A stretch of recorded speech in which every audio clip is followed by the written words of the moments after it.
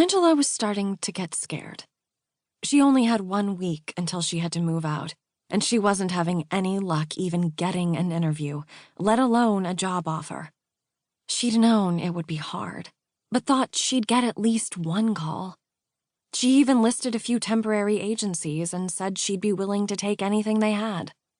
But since she'd just been cleaning houses for the past few years, she didn't have any office experience, and that's what most of their clients looked for. They all promised to call if anything came in, but in the next breath warned her not to get her hopes up, as it was also the slowest time of the year. She applied for unemployment, but that wouldn't kick in for another few weeks. Her best friend, Jane, insisted that she come to stay with her until she could get back on her feet and save enough to get a new place. Angela and Sam had lived with Jane for several years before she moved in with her boyfriend and realized she had a terrible allergy to cats. All her symptoms disappeared once she'd moved out, so Angela felt guilty now about bringing Sam, but there was no way she was going anywhere without him. Sam was her only family. She was grateful for Jane's offer, though, and reluctantly accepted as she had no other choice. "It will be fun, and we have plenty of room with a guest bedroom that never gets used. It will almost be like old times." Jane seemed genuinely enthusiastic about the idea.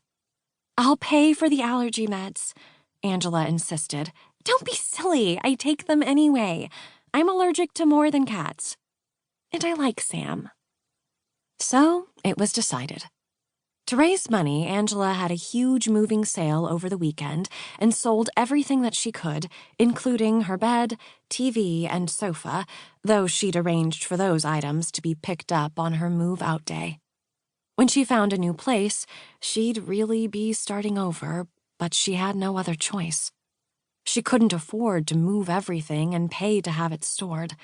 She'd have to look for a furnished situation, maybe a room in an existing apartment. Something pet-friendly.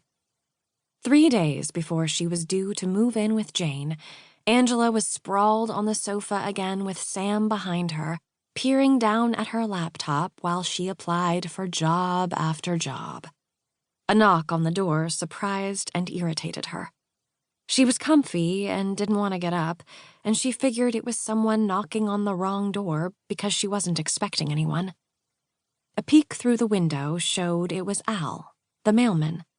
She opened the door and he held out a certified envelope. "Hi, Angela. I need your signature here." What is that? She'd never received anything by certified mail before. "No idea, honey. I just deliver it." She scribbled her signature and glanced at the return address. It was a law firm on Beacon Street in Boston.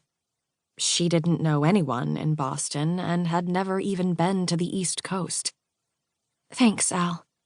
She closed the door and brought the letter over to the sofa where Sam was busy stretching and looking cute. She sat and slowly opened the envelope.